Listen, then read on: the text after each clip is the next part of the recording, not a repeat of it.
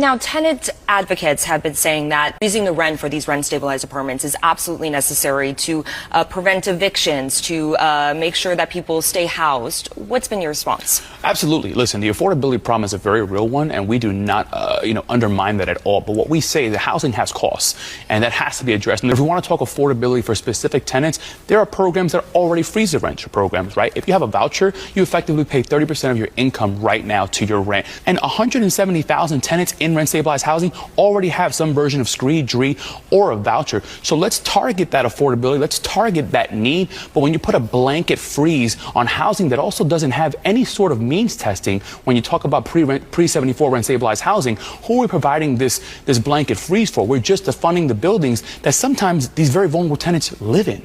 The next piece that we want to talk about affordability, and I'm happy to talk with any mayor that wants to do this, is addressing the cost of housing. The property taxes are 1/3 of the expense in operating multifamily housing. Water, fuel, labor, these have all been increasing at rates much higher than the Rent Guidelines Board 3% increase. So when you compound these increases that are coming year over year, you are squeezing these buildings that are capped at revenue, and they're going to become insolvent very, very soon. And again, I remind you, 1 million units in a city of 2.3 million rentals, this has a cascading effect on the entire housing market. It is not a secret that what happens in rent-stabilized housing affects market rate housing, affects the entire city, affects the tax base. Like, this is huge complications we're talking about here. This is not just a few apartments.